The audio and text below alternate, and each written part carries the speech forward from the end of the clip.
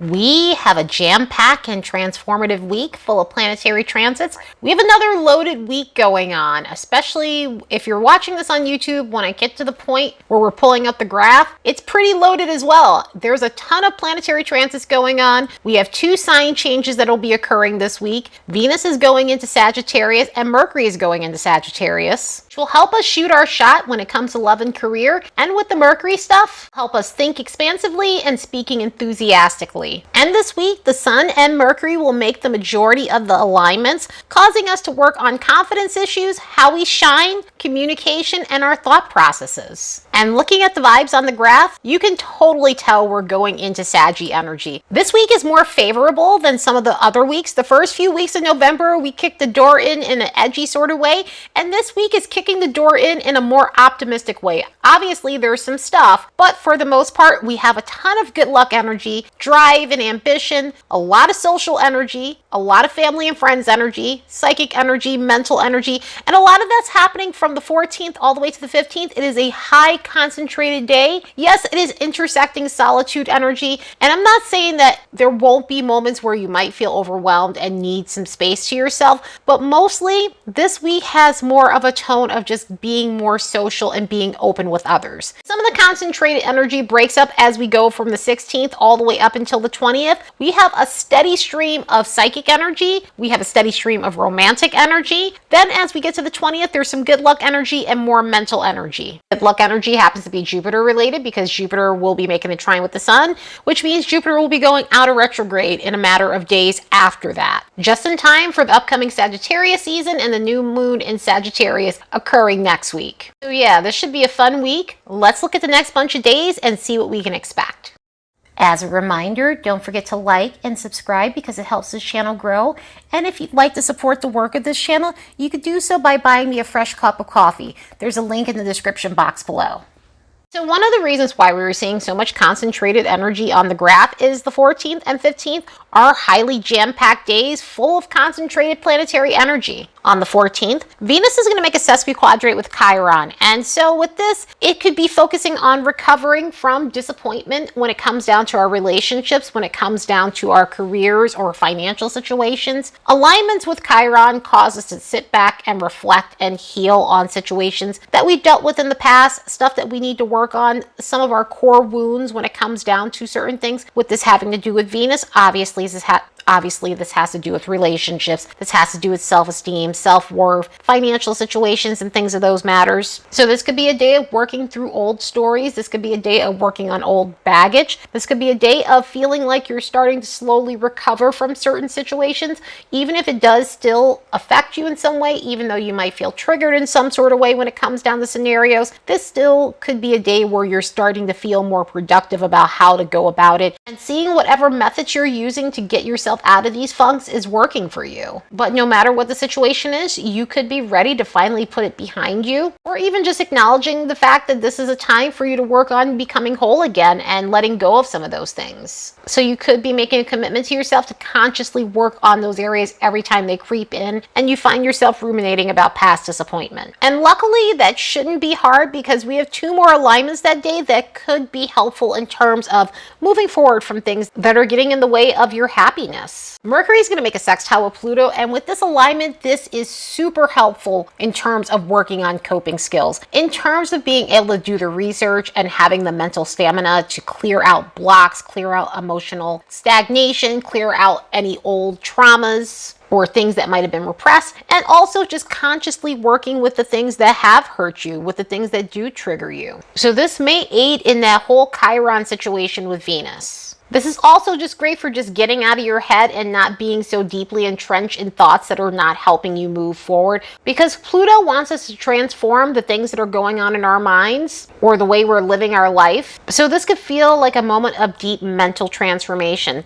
And not only that, this alignment has its fun spots to it. It's great for having deep conversations with others, so you could have some profound communication with people that you enjoy speaking with. This definitely has that worthwhile communication sort of vibe to it, where you don't feel like you're wasting your time. You feel like the communication you're doing is of substance. And whatever you're discussing is so complex, you're wanting more of it. So this energy is going to be super productive and just overall helpful for everything. Another thing tying into this that day is the sun is making a trine with Neptune, which has a lot to do with our spirituality and healing things to do with our ego, healing things to do with our identity, our persona, and the way we see ourselves overall. On top of that, this means that Neptune will be going direct in the next few weeks. The outer planets, when they make a trine with the sun, on either side, it means that the planet is going retrograde or going out of retrograde. And since Neptune is a slower moving body, it's going to take a few weeks. Neptune has been slowing down since that quincunx with the sun, and it's going to continue to slow down until it comes to its stationary stop, and it'll be stationed for a bit before it starts moving again. But with this, it's about looking at how much you've grown spiritually. It's about looking at your progress since Neptune went retrograde.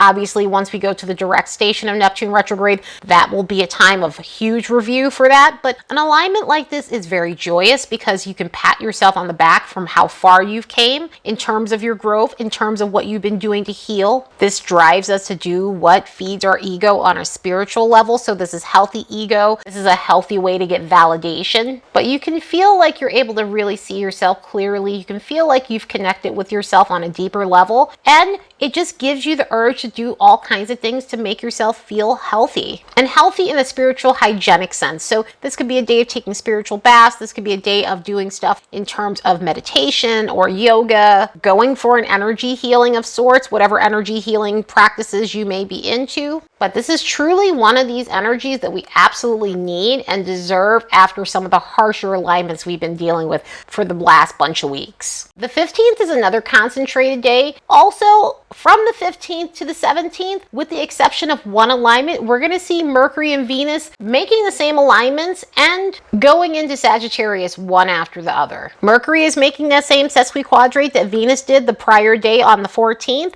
and so this is also going to bring up more about our healing. This is going to be about clearing our mind of unhealthy chatter, unhealthy mental chatter. And luckily we have some lovely alignments that are aiding us through this period because this is going to be all about clearing that stuff out. This is going to be all about healing. This could be a moment of getting to the bottom of what might be causing that toxic inner dialogue that you've been experiencing and finding ways to cleanse your mind, finding better coping mechanisms. Mercury's still in that sextile of Pluto, so this will help us focus and really get to the bottom on why we're going through this toxic loop, why we're ruminating, and what we need to do to clear it out. So luckily we have some things boosting us when it comes down to this because we do have one alignment that doesn't necessarily match some of the stuff that's going on with Mercury and Venus, but the sun's going to be making a retrograde alignment to Mars. The sun's going to be making a quincunx to Mars, and this will be speeding up that retrograde and getting us really fully into that retrograde cycle. Since October 30th, when Mars went retrograde, Mars was stuck between 25 to 24 degrees. Mars was at full strength that first week of November, and still at full strength that second week. This is why some of that stuff felt edgy. But now that we're getting to the 15th and Mars is making this quincunx, it helps push the retrograde through. So the retrograde will start moving backwards more faster than it has been. So it'll go from moving a degree every 3 days to a degree every 2 days and so on until we get to January 12th when it will go direct again. And of course, this has a lot to do with Mars's synodic cycle with the sun, which is why some of these alignments will get it into gear in terms of moving faster and those periods where we see the planet slowing down. Then this only counts for the outer planets and Mars, since Venus and Mercury follow the sun too closely to make these types of alignments. They have their own synodic cycle with the sun, which is a whole nother story and a whole nother can of worms. But since this is a quincunx, it's going to reveal our blind spots. And again, remember, this will come back up a couple of more times because it is a retrograde alignment. And this is going to reveal our blind spots when it comes down to our ego, when it comes down to having an attitude problem, when it comes down to false bravado, getting a reaction because we need the validation. It's almost like being an edgelord for being an edgelord's sake, just so that other people think you're cool. So within this energy, something can be brought to our awareness where we might have came off cocky and overly competitive or overly aggressive, or just had a lack of patience with people, had a lack of patience with long-winded people, just having no chill whatsoever. And A lot of the times with an alignment like this, it gets brought to our attention through other people, their reaction to us is not aligning with what we think we are or how we think we're behaving, and so it could be shocking in some sort of way. So this could be one of those days of getting a nice slice of humble pie and learning to work on being edgy for edgy's sake and just filling the room with total arrogance. One of the best ways to channel this energy is, again, self-awareness is key and working on that, but also one of the biggest things is channeling this energy through working out, physical fitness, getting outdoors. If it's not too cold to get outdoors, going for some sort of hike, just doing something that gets you active and burning off some of this stuff. But truly, this is one of those things where it's good to work on whatever might be holding you back and what's a hindrance for you in terms of personality issues. But we will see this one again on December 30th, and that will be the time Mars is starting to slow down to go out of its retrograde phase. So this energy will come back up again for review, giving us the opportunity to work on these issues. That same day, Venus is going into Sagittarius. As we leave the let's take things seriously and leave no stone unturned approach of Scorpio, we enter the carefree, let's not concern ourselves with this right now approach of Sagittarius. So this will give us an easygoing, footloose, and fancy-free approach when it comes down to our love life, our confidence levels, our self-esteem, and our finances. Venus in Sagittarius doesn't care about the details and just wants to have fun, be optimistic when it comes down to love life and financial situations. So in this energy, our enthusiasm is going to grow tenfold, which is awesome. And this is why I love the Sagittarius approach, is because it's a shoot your shot sort of energy. In other words, you go after every opportunity because the worst anyone can say to you is no. You aim your arrow in so many different directions and hope it lands somewhere. And sometimes we have to do that. I know that throwing spaghetti at the wall approach is not always the great approach, but sometimes it is. Sometimes you got to be all in. Sometimes you got to say, fuck it. I don't care if I don't qualify for this job or this scholarship or whatever I might be trying to apply for. I'm going to apply for all the things, and hopefully one of these says yes. One of them says you're in. I get approved for something. And if you know someone with Venus in Sagittarius, you can see this approach in the way they go after things in life, including their love life, including career things. And you got to respect that because at least they tried. So this Venus in Sagittarius energy is going to really help rev us up in that sort of way. If there's been someone we've been sitting on our hands for a while about, or we've been doubting ourselves, we haven't been feeling confident enough, because this is a very confident energy, sometimes for good reasons, for better or worse, but it is a very confident energy. So this could boost our confidence in those areas. This could boost our confidence when it comes down to our love life. So if you're single and you've been wanting to put yourself out there, this could be the type of energy that helps you do that. Or if there's mutually an attraction with you and another person and you felt too shy to say something or make a move or invite them out, this may end up giving you the courage to say, fuck it, you know what, I'm just going to ask this person out and see what happens. And again, the worst they can say is no. This approach could be also taken when it comes down to career stuff. And again, like I was saying, scholarships or anything you're trying to apply for. So the Sagittarius energy is encouraging for getting us to rip that band-aid off and move forward with our lives and get those answers that we want. That way we're not on hold. That way we're not sitting in a woulda, coulda, shoulda. And instead of that, we're getting the ball rolling. This is excellent for being open-minded when it comes down to romantic relationships. It's being open-minded to people of different backgrounds, different cultures. And, you know, it doesn't have to necessarily be that. It could just be someone who's a little bit different from you. This is the type of energy where we take a more philosophical approach when it comes down to love. There's kind of a bohemian spirit to this energy. So love life-wise, this can get us in touch with our inner free spirit. Anytime I think of Venus and Sagittarius, I think of free hugs and free love. And I'm not saying that that's going to happen, but if you're in one of those situations, that's a big possibility within this energy. It's not the most committal of energies, so I wouldn't say, you know, this is one of those energies where you're meeting someone who might be committal. It's very rare in this energy. I'm not saying it can't happen, but this is the kind of energy where you're just expanding your horizons and exploring and having fun and just letting your hair down when it comes down to your love life. I mean, of course, if you're in a committed relationship, this could be a time where you guys are just being ultra free with one another, having intimacy that's off the charts. and doing fun adventures with one another and connecting philosophically with one another. And this does tend to be one of those energies too for people who are in committed relationships where there's a lot of generous feelings going around. And this is a fun social energy, so we'll have that like social bug again. There's a social vibe popping up. I'm not saying that there can't be moments where we'll have antisocial energy, because sometimes that does happen, but in this energy it's very social. You're going to want to go out, you're going to want to socialize, you're going to want to mingle with other people. And of course there's a lower vibration to this, as there is anytime a planet changes signs. And with this one, because it's so loose and free, we can have moments where we're experiencing a fear of missing out. So we can have major FOMO vibes within this energy if we don't feel like we're experiencing anything. And that can be kind of stressful in itself, because it makes us antsy, it makes us feel cagey, it makes us feel pent up if we're not experiencing everything on a social level, on a love life level, on an adventurous level. So there could be problems when it comes down to that. There could be problems with arrogance in relationships, being overly opinionated in relationships, feeling like somebody's not meeting your standards if they don't align with your beliefs and those sorts of things, because we deal with that within Sagittarius energy. We deal with beliefs, we deal with opinions in Sagittarius energy. Sagittarius energy is interesting because while it's open to other opinions and thoughts, sometimes it can get stuck in its own beliefs energetically. And so this could be problem. There could be problems with that. There can also be a tactlessness when it comes down to relationships and your partner's feelings. So it's something to be aware of. And again, it's a not so committal energy. It's kind of like the grass is greener on the other side sort of vibes with this energy. So it can meet those types where, you know, they're fun and they're enjoyable, but they're not the types of people that you want to make your spouse. So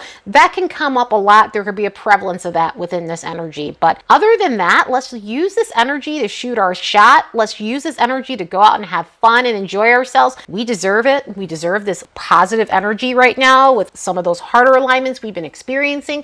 So let's soak this one up. Speaking of social stuff, on the 16th, Mercury is making a trine with Jupiter, and it is going to bring in a much needed dose of humor. The day before Mercury leaves Scorpio to head into Sagittarius, it's going to make a trine with Jupiter, which is going to be amazing for our communication. It's going to be amazing for having humorous conversations. There's a jovial spirit that just comes into the air with this. So a lot of the communication you're having is welcomed. It's lighthearted. It's easy, which is always welcomed. This also gets us connected with our creative side. This also gets us connected with our philosophical side. So we can feel really inspired around this point in time while this trine is occurring. Then on the 17th, Mercury enters Sagittarius. So we're leaving that scorpionic tone that we had with Mercury for a more upbeat approach. With Mercury going here, this is going to bring in a sense of luck might be on our side. This brings in a huge dose of optimism and opening our mind to the possibilities of what can come. One thing to note though is Mercury happens to be in detriment when it is in Sagittarius. Mercury is ruled by Gemini, the opposite of Sagittarius.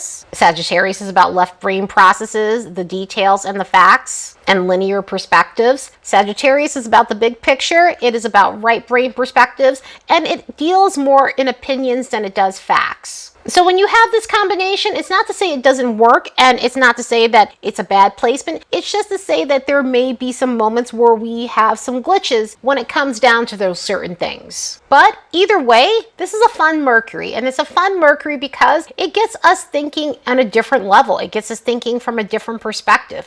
It gets us using different parts of our intellect, communicating in a way that's completely humorous and sometimes philosophical. So we will be having some interesting chats during this Mercury. One of the lovely things about this is it's going to help us feel motivated. Since Venus is here with this Mercury, it's going to help us think about how we can capitalize on any opportunities that may be out there for us. So whether that's financial opportunities or love life opportunities or overall making some big plans. A lot of the times within these energies and with Venus being here and Mercury being here, we could think of huge plans, huge goals that we have and start actually taking action so that we can have those things. And whether this be travel plans, whether this be educational plans, because a lot of times within Sagittarius energy, we pour our energy into educational things, mostly higher education. To say you won't just take courses or things of that that nature, but it can be about focusing on education at this point. But whatever it may be, this is one of those Mercuries that helps us take our ideas to the next level. This also helps us become more forward-thinking and brings out an interest in other cultures and topics that might be foreign to us. This is one of those energies too where people tend to go on journeys of the mind. Journeys of the mind could be losing yourself in a book or a documentary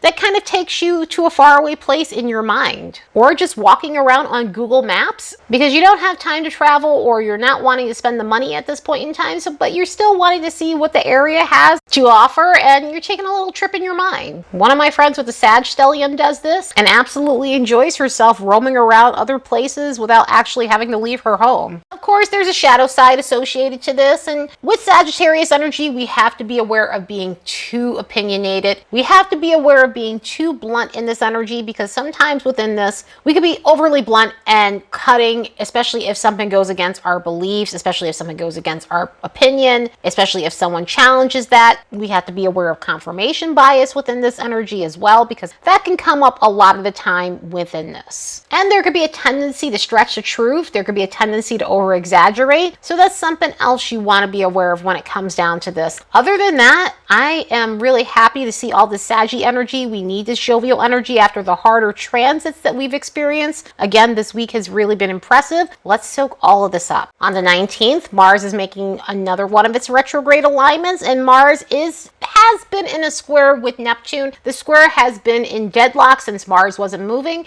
and now that Mars is inching back, finally it's inching more than it has, we're starting to feel this connection hit again. So this could feel like you're returning to some October haze where situations might have been blurry, where you were unable to take action on a situation due to either there being a roadblock or the information might have been skewed in some sort of way. There could have been a delay on a contract or any documents you needed to sign or any other detail that seemed to be blurry or have some sort of red tape to it. This could come back around for a little bit of resolution. I'm not saying all the resolution may happen within this day, but there could feel like there's slight progress as a result of this. This alignment will come back again on March 13th of 2023 as we're leaving the post shadow, but hopefully you guys are seeing some sort of resolution as a result of this. That same day, the sun's going to make a sesquiquadrate with Chiron, which could cause our confidence to fluctuate. There could be moments where we're doubting ourselves. At the same time, we might be feeling like it's time to work through those things and heal those things.